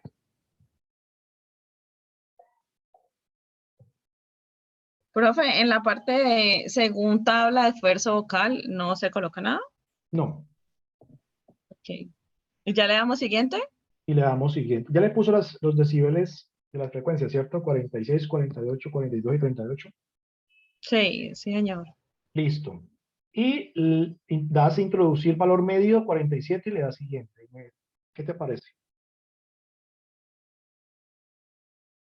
Ahí ya sale que debe distancia entre el hablante y el oyente, distancia, me viene como el cuadrito, dice en metros. ¿Cuánto le colocamos de distancia? 1 metro. Se ¿Un tomó metro? a 1 metro del hablante. El 1 profe. metro fue la distancia a la cual yo tomé la medición con respecto a la posición de la persona, ¿no? Y abajo dice tipo de comunicación, comunicación persona a persona normal prolongada, comunicación persona persona crítica y otra. Entonces, ahí yo tengo que escoger, según el ambiente de trabajo real, si la comunicación es muy difícil. Cuando es crítica es porque hay mucho ruido. Cuando no hay ruido, entonces uno elige la presentación. Eso depende del escenario al cual yo esté evaluando. Seleccionen cualquier opción, no importa. Igual no les va a dar lo mismo. Si es en una planta de producción, por ejemplo, metalmecánica, que todo el tiempo hay ruido, entonces allí podríamos colocar comunicación persona a persona crítica, ¿cierto? Exactamente. Crítico es cuando hay mucho ruido de fondo, mucho ruido de máquina. Bueno, voy a colocar que sí. Colóquelo igual para que experimenten. Dio SL 3 decibel, BESIL 3 decibeles, alto. Evaluación inteligibilidad escasa. ¿Qué No se significa cumplen los eso? valores recomendados en la norma UNN ISO 9921-2004. ¿Qué significa eso? Que las personas no tienen facilidad para comunicarse. Y a eso súmele otra cosa, que no tiene en cuenta este método, y es, bueno, ¿y qué pasa? Ellos tienen tapones auditivos. Pues peor aún, hay mucha más dificultad para comunicarse entre dos personas a través de la voz.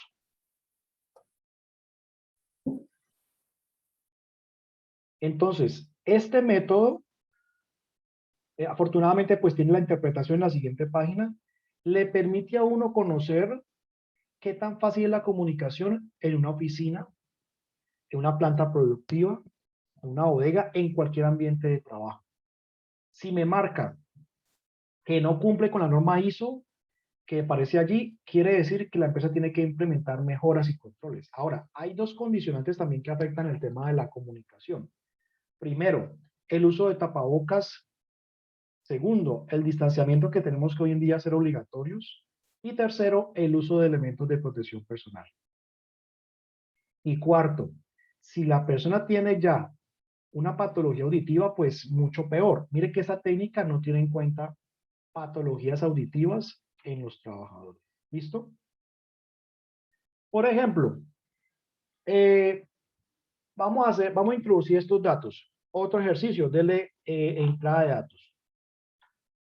Vamos a suponer que tenemos dos personas. Ellos están ¿Profe, en distanciados. el mismo? Pero sí, el mismo, pero tiene que borrar todos los datos y volver a ingresar datos, porque este es otro ejercicio, pero la misma aplicación. Ok. Vamos a suponer que tenemos dos personas hablando. Un señor y una señora. Ellos están distanciados 1 metro o 1,4 metros. ¿Sí? Y nos arrojó estos datos. Vamos a evaluar la inteligibilidad de la comunicación.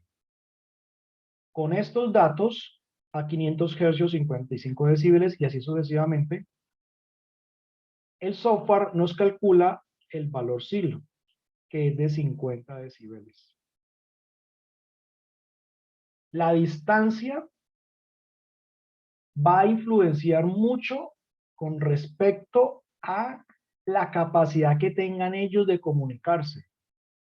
E incluso el software me permite a mí establecer un tipo de comunicación si es prolongada o es muy corta o lo que sea. Es decir, el método me permite a mí, desde el punto de vista ergonómico, establecer esos parámetros de comunicación.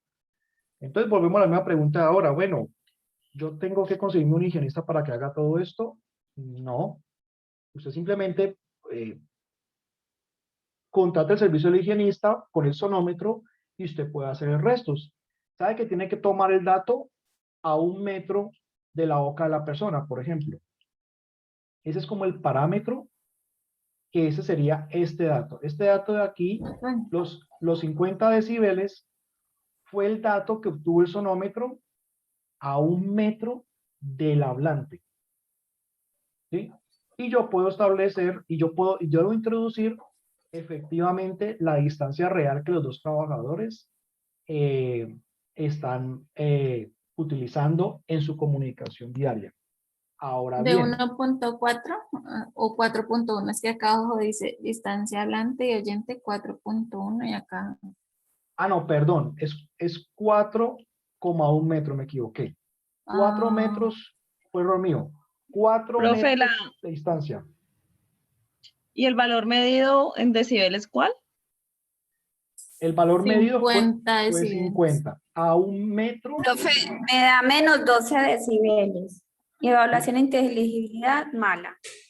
Mala, o sea que no se cumple a Ajá, 4 menos 12. metros, no se cumple la condición según la norma ISO de buena comunicación verbal entre esas dos personas. ¿Qué les toca hacer? Acercarse más o reducir el ruido de fondo para que este valor de 50 ya no me dé 50, sino que me dé 45, 44 decibeles. ¿Sí? Entonces, esa es la aplicación de este método. ¿Queda claro o fue alguna pregunta?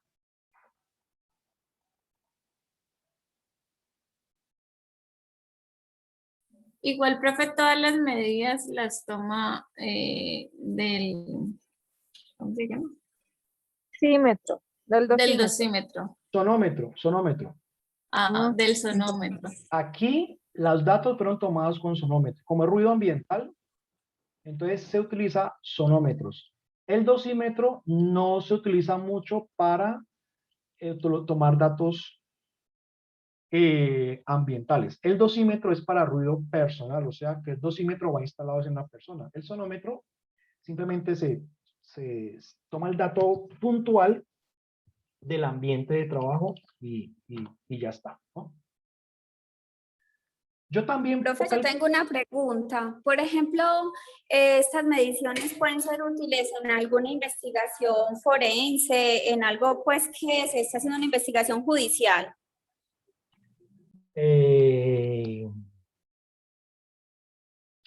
A ver, estoy pensando como en qué escenario. Pues que estoy tratando como analizar un muerto que esté en un ambiente ruidoso y que no le haya escuchado por algo. Ah, bueno, sí, ya me ocurre algo, pero desde el punto de vista forense y laboral. Suponga un trabajador que está en una bodega muy ruidosa, no escucha al compañero del montacargas que viene atrás, que le pita para que se quite, él no escucha el montacargas y lo mata el compañero accidentalmente. Es muy buen ejemplo, sí. Excelente. Entonces viene la investigación y ¿usted por qué lo mató? No, es que yo le pité y él no se quitó y yo no alcancé a parar. Y él supuso que el compañero lo había escuchado y que se iba a quitar y no lo escuchó. Entonces ahí uno puede reconstruir la escena, toma el ruido en el punto del montacargas, prende todos los equipos que ese día estaban prendidos y con este método yo puedo identificar de alguna manera si efectivamente el que falleció no lo escuchó o sí lo escuchó, pero estaba distraído con otra cosa. Ya si le está hablando por celular, pues ya eso es otro cuento, pero si no está hablando por celular, eso es como un ejemplo que se me ocurre con respecto a cómo el ruido puede causar una muerte, que realmente eso es muy viable. Por eso cuando hacemos mediciones de dosimetría en conductores y queda moderado o alto, me preguntan, ¿el señor tiene que manejar con tapones auditivos? Bueno, ¿cuál sería la respuesta? Pregunta. Se le hizo una dosimetría a un conductor de un tractocamión. La medición para ese tractocamión arrojó en toda la jornada 83 decibeles. Conduce el tractocamión 8 horas diarias. ¿Tenemos que recomendarle uso de tapones auditivos, sí o no? Alexandra. Profe, me voy a repetir, que no escuché bien, por favor. Profe, no, yo creo que hay que disminuir la exposición porque, pues, ¿cómo le va a atenuar un medio de percepción del espacio? Doctora Alessandra, repito la pregunta. Profe, sí, repita, gracias. Conductor de tractocamión, le hicimos dosimetría todo el día, arrojó 83 decibeles. ¿Él debe utilizar tapones auditivos en su jornada, sí o no, el conductor? No, no, jamás. Ah, perdón, era la Alexandra. Alexandra. Profe, mira, lo que yo pienso es que este conductor debe de usarlo, pero en un solo oído y alternarlos. Entonces, ¿por qué? Porque igual tiene una alteración auditiva, pero también debe de escuchar los ruidos a su alrededor. Entonces, lo recomendado sería en un oído taparlo y alternarlo, o sea, continuamente en alternancia del tapón auditivo, pero sí lo debe de usar en silicona, pues, en correcto material. Entonces, en este escenario, que fue real, ¿qué se le recomendó a la empresa? Le recomendamos en el informe que lo más adecuado no era utilizar tapones auditivos. ¿Por qué? Porque hay muchas señales auditivas en la vía.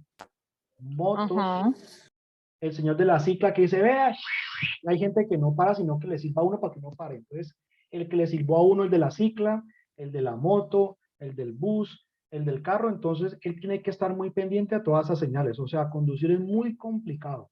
Uno cuando está conduciendo tiene que tener 6 sentidos activos. Entonces, lo que se recomendó fue que no usara tapones auditivos y que se hiciera, luego se detectó pues dónde era el problema del camión, que era un tema ya mecánico, y se estimó que resolviendo ese tema mecánico se podía atenuar 2 decibeles. O sea, en teoría bajar de 83 a 81 decibeles, someter al trabajador a audiometrías periódicas cada año, pero no sugerimos el uso de tapones por lo que les acabo de mencionar, porque él va a recibir menos las señales externas auditivas. Profe, entonces tengo una pregunta. Entonces ahí, por ejemplo, ¿hasta qué decibeles se puede permitir de que el trabajador, bueno, supongamos que mecánicamente este carro esté bien, entonces el trabajador sigue perdiendo y haciendo un aumento en pues audiometría, una alteración cada vez más, ahí ¿qué vamos a hacer con estos conductores si no se les puede poner los tapones auditivos? Entonces, ¿uno qué hace ahí? Profe, rotación de es que personal, cambios de eso, horarios, limitar la Disminuir exposición. tiempos de exposición. limitar la exposición. También se puede mirar la posibilidad si hay algún silenciador mecánico, no sé, alguna cosa mecánica. Ay, perdón. Estoy aquí llena de ruido, qué pena. Tranquila. Entonces, exactamente lo que ustedes dicen, por ahí va la cosa. O sea, hoy en día, recomendarle a un conductor que se ponga tapones auditivos, pues puede que le mejore mucho la audición, pero lo estamos exponiendo a una situación peor, que es un accidente de tránsito que trae por lejos peores consecuencias para él, para la víctima, para la empresa, para todo el mundo. Entonces, aquí, pues, Alexandra decía, bueno, ¿y entonces qué hago? Lo estoy afectando cada vez más con 83 u 81 decibeles, ¿cierto? Entonces, ¿qué es lo que se tiene que hacer? Seguimiento médico, audiometrías anuales, mejorar el estado técnico-mecánico del vehículo, o sea, someterlo a mantenimiento. El tema de rotación en un conductor es muy complicado. ¿Por qué? Porque es que el conductor lo que sabe hacer es conducir. Entonces, si es un conductor de tractocamión, no lo puedes poner como vigilante ni como conductor de moto porque su experticia y su licencia es para conducir camión. Entonces, muchas veces no se pueden reubicar. Hay gente que se puede reubicar, hay gente que no. Entonces, mantenimiento del vehículo, adecuación, cambio de piezas, mejoramiento de la estructura del vehículo, audiometrías, capacitación, y obviamente incluirlo dentro de un sistema de vigilancia epidemiológica. Les pongo otro ejemplo del tema de salud. Hace 2 años hicimos unas mediciones en una ambulancia donde trabajan médicos de una prepagada, donde ellos trasladan pacientes, pero pacientes que pagan un servicio complementario a su EPS. Medimos dentro de la cabina, pues, de donde va el médico y el paramédico, y encontramos dentro de la cabina de la ambulancia altos decibeles, encontramos como 90, ¿no? Son ambulancias de la marca Renault, son alquiladas, no son directamente la empresa que presta el servicio de esa prepagada. Y entonces ahí el problema es, bueno, la ambulancia no es de nosotros, está alquilada. Usted nos dice, Vladimir, que tiene 90 decibeles solamente cuando prende la sirena. Ojo, la ambulancia, aunque funciona todo el día, no todo el día está prendida con la sirena. Esa sirena, tiempo de prender la sirena, depende del día. Hay días que no la prende, hay días que la prenden media hora. Eso depende de los usuarios que necesiten el servicio. Entonces, como en los 90 decibeles, pues es un ruido importante al interior de la cabina, analizamos pues dónde está ubicada la fuente de ruido, que es la sirena, y encontramos que la sirena estaba ubicada como por acá, debajo del motor, y por eso la incidencia era directa hacia la cabina del conductor y del médico de acompañamiento. Como el vehículo no es propio, ellos no pueden simplemente sacar la cabina, la sirena de allí y reubicarla porque es un equipo alquilado, un vehículo alquilado. Entonces, lo que se recomendó es que hablaran con la empresa que les suministra el servicio de las ambulancias para que reubicaran esa sirena y fuera reubicada en un espacio más alejado de la cabina del personal de salud. De esa manera se podría bajar un poco la exposición al ruido. Claro, aquí no es 8 horas de exposición, ni 4 ni 5. Depende mucho del servicio y la necesidad de las llamadas que hagan a la ambulancia. Entonces, hay otro, siguiendo con la aplicación, hay otro elemento que debemos analizar. Vámonos, porfa, a tipo de cálculo. Entonces volvemos a calculadores, evaluación de la comunicación verbal, y ahora vamos al tipo de cálculo que dice calcular la distancia máxima entre hablante y oyente.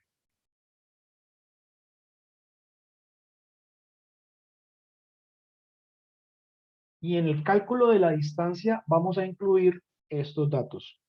A 500 hercios 68, a 1000 hercios 64 decibeles, a 2000 hercios 60 decibeles y a 4000 hercios 58 decibeles.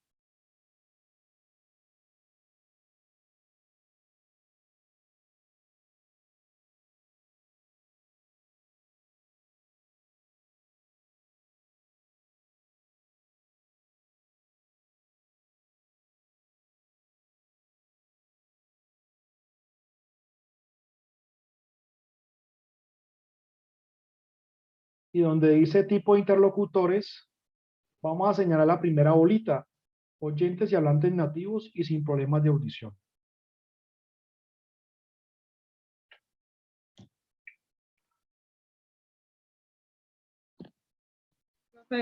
Conversación persona a persona